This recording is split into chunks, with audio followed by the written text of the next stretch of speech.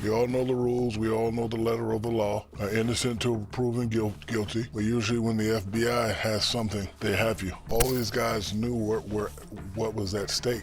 A shame that they put themselves and put the NBA in this position. Remember when I told you about the biggest gambling scandal in modern NBA history? The one where Hall of Fame coach Chauncey Billups and NBA player Terry Rozier got arrested by the FBI? Well, it gets so much worse. And I mean so much worse. Since we dropped that video, the FBI director himself has fired back at critics. We've gotten our hands on the actual federal indictment with details that are absolutely insane, and new information has come out suggesting the NBA knew about this for over a year and did nothing. We're talking about a potential cover-up at the highest levels of professional basketball. And here's the thing that nobody's talking about. When Chauncey Billups was arrested, he was wearing a brown Clutch Sports hoodie. You know, the agency founded by LeBron James and Rich Paul. The same LeBron James whose name is all over this indictment because his former teammate Damon Jones was allegedly selling insider information about him. So real quick, this video is sponsored by Prize Picks.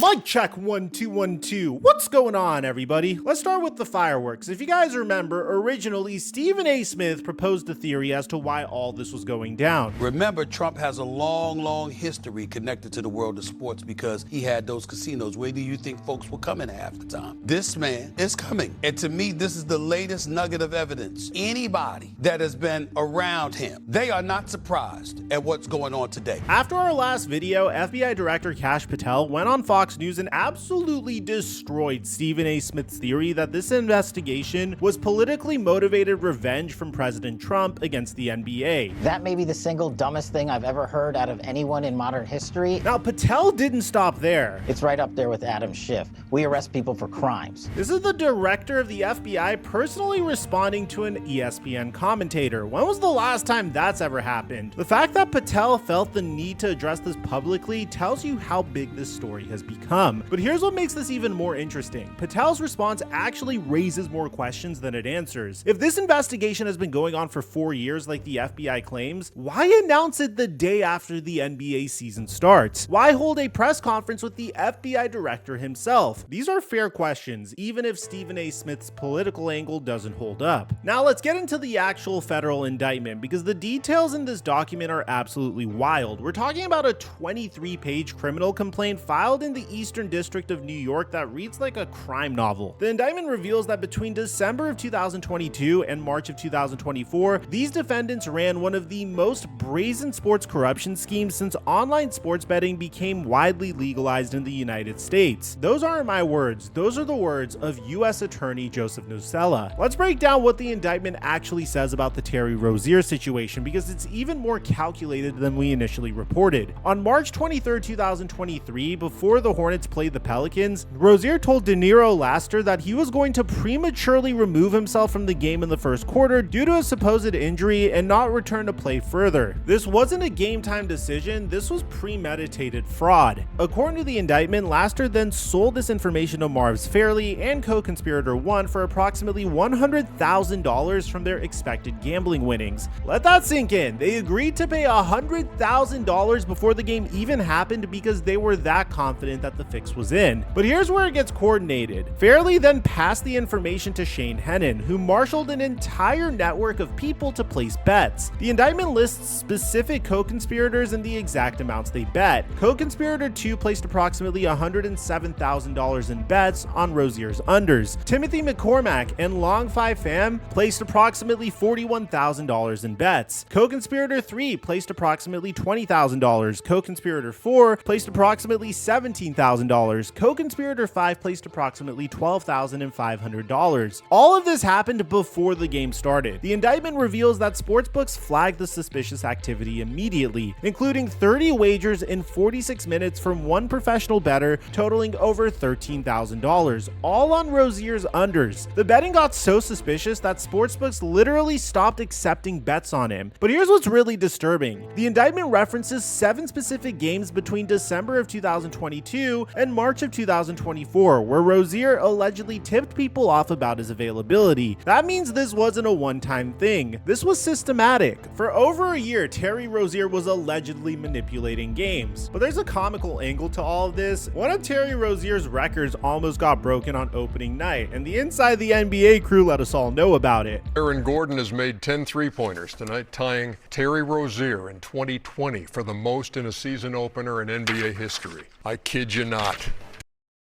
Now here's where the scandal becomes a cover-up. ESPN analyst Brian Windhorst dropped a bombshell. The sportsbooks caught it. They told the NBA right away, and guess what? The NBA, Rozier didn't play the rest of the season, and he had faked the injury, so it wasn't because of the injury. The NBA pulled him. Wait, what? The NBA pulled him? If the NBA knew about this back in March of 2023 and pulled Terry Rozier from playing, why did they publicly clear him? Why did they tell us there was no more wrongdoing? Another reporter elaborated, the NBA knew about the illegal gambling scheme and tried to sweep it under the rug by preventing Rozier from playing for the rest of the season without publicly disclosing the reason. This allowed Rozier to continue receiving his salary and avoid public scrutiny while the investigation was ongoing. Think about what this means. The Charlotte Hornets and the Miami Heat, who by the way traded for Rozier after the NBA allegedly knew about this, were operating with incomplete information. The fans buying tickets had no idea. The people betting on games had no idea. The Miami Heat had no idea. And Terry Rozier kept collecting his massive salary. One analyst put it perfectly. This is how bad the Rozier situation is. The NBA was alerted to suspicious activity involving Rozier on the night it happened. The Miami Heat were unaware of any suspicious investigation involving Rozier. The NBA felt no obligations to tell the Heat and other teams not to trade for Rozier. This is scummy work by the NBA and the Charlotte Hornets. Miami deserves their draft pick back. The Miami Heat traded for a player who is under FBI investigation for gambling fraud, and nobody told them. How is that even legal? How is that not a massive lawsuit waiting to happen? Now here's where the story gets really controversial, and I need you to stick with me on this one because what we're learning about how the NBA handles gambling scandals might actually validate one of the biggest conspiracy theories in basketball history. Now, I'm just gonna go ahead and say this part of the video is a theory. In October of 1993, at the absolute peak of his powers, Michael Jordan shocked the world by retiring from basketball. I'm very solid with my decision of not to play the game of basketball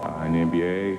He was 30 years old. He had just won his 3rd consecutive NBA championship. He was the most dominant player on the planet, and he had a knack for how competitive he was, and he just walked away. The official story was that his father's murder had devastated him and he'd lost his love for the game. But almost immediately, rumors started circulating about the real reason: gambling debts and a secret suspension from the NBA. The evidence that fueled this theory was compelling. Jordan had well-documented gambling issues. He was investigated by the NBA for gambling large sums in Atlantic City casinos during the 1993 playoffs. A $57,000 check he wrote to a convicted drug dealer for a golf bet became public. His name appeared in court documents related to a murder investigation involving a golf course manager he'd allegedly owed $1.2 million to in gambling debts. And then suddenly, he retired. Not traded, not a gradual decline, just done at age 30 in his prime. The theory had always been that Commissioner David Stern gave Jordan an ultimatum: accept a secret suspension for gambling violations or face a public lifetime ban that would destroy the NBA's brand. Jordan chose the secret suspension and called it a retirement. He tried baseball for 2 years, the length of the supposed suspension, and then miraculously returned in 1995 with his love for the game restored. And now with this current scandal, people are connecting the dots. Think about it. We know that the NBA was willing to cover up Rozier's gambling violations violations, pulling him from games privately while clearing him publicly. The NBA allowed a team to trade for a player under FBI investigation without disclosing that information. The NBA has a pattern of prioritizing its public image and business interests over transparency when gambling is involved, and the NBA kept the Jonte Porter situation quiet for as long as possible before being forced to act. If the league is willing to cover up a role player's gambling scheme in 2023, what would they have done to protect Michael Jordan, the most valuable athlete in the world in 1993? Bear in mind that in 1993 there was no social media. David Stern had complete control of the narrative, and the NBA's entire business model in the 90s was built on Michael Jordan's image. He was generating billions of dollars in revenue. He was a global icon. The league had already survived the cocaine scandals of the 80s and couldn't afford another catastrophe. If Michael Jordan was caught gambling on basketball or had serious debts to the wrong people, the league would have every incentive to handle it quietly, and Michael Jordan's retirement had weird elements that never made sense. He kept his training routine, he stayed in peak physical condition, he worked out with NBA players, his baseball career seemed like he was just killing time, staying busy until he could return to basketball. The official investigation into Michael Jordan's gambling found no evidence that he bet on NBA games, but it also revealed that he lied to investigators about the extent of his gambling.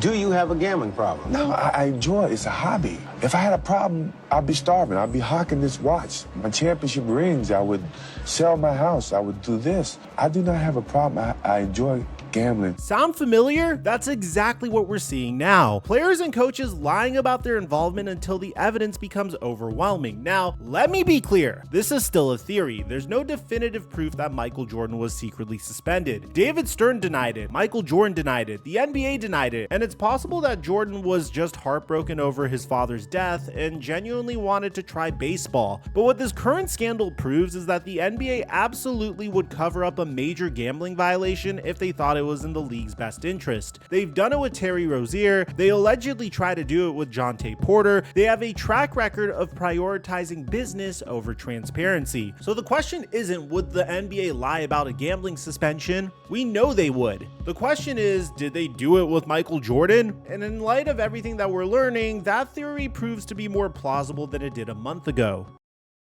Now let's talk about Chauncey Billups, because the indictment reveals his role was even more sinister than we initially reported. According to federal prosecutors, Billups was used as a face card, a recognizable name to attract wealthy victims who wanted to play poker with an NBA legend, which, by the way, is very similar to what Kevin Garnett did, but there's a huge difference, and we're going to talk about that in a minute. Now bear in mind, these weren't fair games. These were elaborately rigged operations backed by four major crime families: the Bonanno, Gambino, Genovese, and Lucchese families. The indictment describes the sophistication of the cheating: altered shuffling machines that could read card order, poker chip trays with hidden cameras, special contact lenses that could read pre-marked cards as you see in front of you, and x-ray poker tables that could read cards face down. They even had an offside quarterback who would receive the card information and relay it to the players at the table via hidden devices. Victims lost at least $7 million. One person lost $1.8 million in these rigged games. But here's the detail that's got social media exploding. When Billups was arrested, he was wearing a Clutch Sports hoodie. For those of you guys who don't know, Clutch Sports is the agency founded by LeBron James and Rich Paul. They represent some of the biggest names in basketball. One person on X said it perfectly: Chauncey Billups wore a Dookie Brown Clutch Sports hoodie to his federal court appearance. This is a bat signal for LeBron and Clutch Sports. Chauncey is telling them, y'all better get me out of here or I'm snitching. Now, that could just be a theory as well. Is Billups sending a message? Is he saying, I know things about your organization and you better help me? Because that's certainly what it looks like. And given that Damon Jones, who's also charged in this case, was allegedly selling insider information about LeBron James, this connection becomes even more interesting. Let's dig deeper into the Damon Jones situation, because the indictment reveals that LeBron James was completely betrayed by someone he trusted. The indictment describes Jones as an unofficial assistant coach on the Los Angeles Lakers during the 2022-23 season. season, who had access to non-public information, including medical information that had not been released to the public. Here's the specific incident that's in the federal indictment. On February 9th, 2023, 2 days after LeBron broke Kareem's all-time scoring record, Jones texted co-conspirator 9, "Get a big bet on Milwaukee tonight before the information is out. Player 3 is out tonight. Bet enough so D. Jones can eat now." Player 3 is LeBron James. The indictment confirms that at the time, Jones provided this non-public information about Player 3 to co-conspirator 9, and Player 3 was not ruled out on the NBA's injury report for the February 9th game. The indictment mentions another incident on January 15, 2024, where Jones claimed he learned from the Lakers trainer that another top Lakers player was injured and would play limited minutes. Jones sold this information for $2,500 to Marv's Fairley, who then placed a $100,000 bet on the Lakers. Think about the violation of trust here. These trainers, these coaches, these support staff, they have access to the most private medical information about players. They know about injuries before anybody else. They know about family issues, about personal struggles, about everything. And someone was selling that information to gamblers. Now here's where things get interesting. The indictment mentions co-conspirator 8, which is described as a resident of Oregon. Co-conspirator 8 was an NBA player from approximately 1997 through 2014, and an NBA coach since at least 2021. Who's an NBA coach in Oregon who played from 1997 through 2014? Well, that description matches Chauncey Billups perfectly. He's the Portland Trailblazers head coach. He played from 1997 to 2014, and he lives in Oregon. The indictment details how co-conspirator 8 provided Eric Ernest with insider information about the Portland Trailblazers tanking games and sitting star players before that information was public. Ernest then sold that information to Marv's Fairley, who placed massive bets against the Portland Trailblazers. On March 24, 2023, the Trailblazers played the Chicago Bulls. According to the indictment, co-conspirator 8 told Ernest before the news was public that several of the Blazers' best players wouldn't be playing. This information allowed Fairley, Hennon, and their network to place over $100,000 in bets against Portland before the injury report was released. If co-conspirator 8 is Chauncey Billups, then he wasn't just involved in rigged poker games. He was allegedly providing inside information about his own team to gamblers. As a head coach, that's a level of corruption that's almost hard to comprehend. And just when you think this story can't get any crazier, there's now multiple reports that indicate that Kevin Garnett was among former NBA players who participated in these private poker games. KG is a Hall of Famer, one of the greatest players of all time. Without a doubt, a top 3 power forward of all time, and you can make a very reasonable argument that he is one of the top power forwards in NBA history at his peak. He was allegedly playing in poker games that were part of this investigation called Operation Royal Flush. Now, to be clear, we don't know if Garnett knew that these games were rigged. The indictment describes how these games used celebrity face cards to attract wealthy victims. Garnett might have been used the same way, not knowing that other players at the table were cheating. But even if Garnett was innocent, even if he was just playing poker and didn't know about the cheating, his involvement shows how deep into the NBA culture this operation went. These weren't fringe players or retired journeymen. We're talking about Hall of Famers, current coaches, active players, and legends of the game.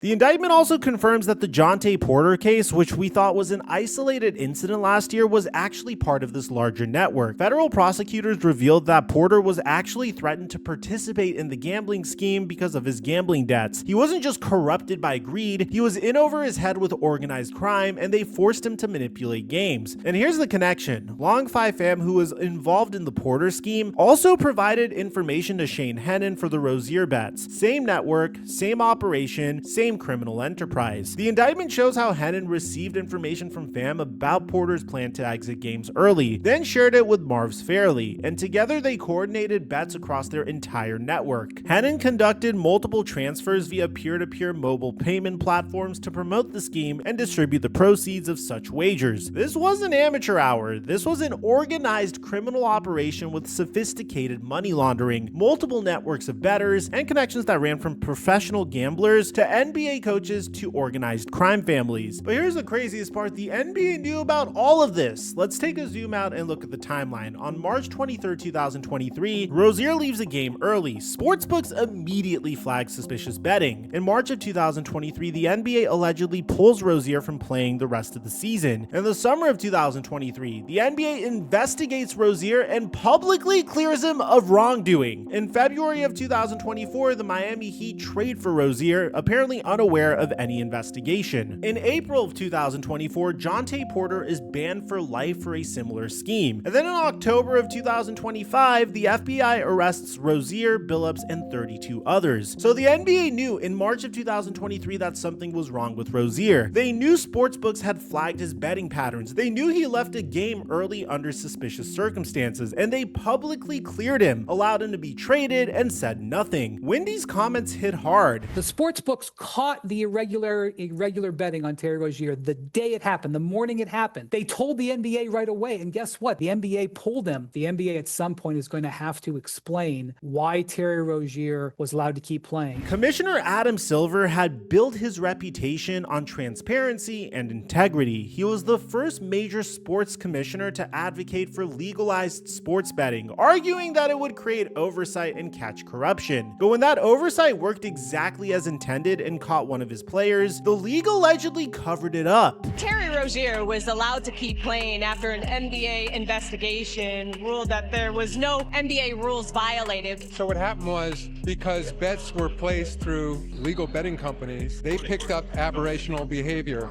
around a particular game in March of 23. That was brought to our attention by the regulators and the betting companies. We then looked into that situation. We frankly couldn't find anything, and we ultimately concluded that there was insufficient evidence despite that aberrational behavior. According to the indictment, Billups and Rozier are both charged with conspiracy to commit wire fraud and conspiracy to commit money laundering. Wire fraud carries a maximum sentence of 20 years in prison. Money laundering can add another 20 years. The indictment also includes forfeiture allegations. The government wants to seize any property, real or personal, constituting or derived from proceeds obtained directly or indirectly from these crimes. Rozier posted his $6 million Florida property as collateral and was released from custody. He walked out of court in handcuffs and shackles wearing a Charlotte Hornets hoodie, an image that's now iconic. Billups was arraigned in Portland. Damon Jones was arrested in Las Vegas. All three are on immediate leave from the NBA. But remember what Commissioner Tisch said. As the NBA season tips off, his career is already benched, not for injury, but for integrity. And here's what really keeps me up at night about this story. Who else is involved? The indictment mentions 9 unnamed co-conspirators. Co-conspirator 1 is described as at times an NBA player who's a resident of Florida. Who is that? Co-conspirator 8 appears to be Chauncey Billups based on the description. Who are the other 7? The FBI says this investigation is ongoing. They arrested 34 people, but 13 of those are members of organized crime families. That leaves 21 people connected to sports betting, NBA information, and this fraudulent scheme. We know about Rozier, Billups, Jones, Laster, Hennon, Fairley, Ernest, and Jonte Porter. That's 8. Where are the other 13? And here's the really scary question. How many games were affected that we don't know about? The indictment references 7 specific games involving Rozier between December of 2022 and March of 2024. It mentions the Portland Trailblazers games. It mentions the Lakers games. It mentions the Raptors games with Jonte Porter, but those are just the ones where the FBI had enough evidence to include in the indictment. How many other games had suspicious betting patterns that didn't quite reach the threshold for prosecution? How many other players were tipping off information to friends and family? How many other coaches were selling insider information? Every weird rotation decision, every unexpected injury, every bizarre coaching choice over the past few years, we're all gonna look at those differently now.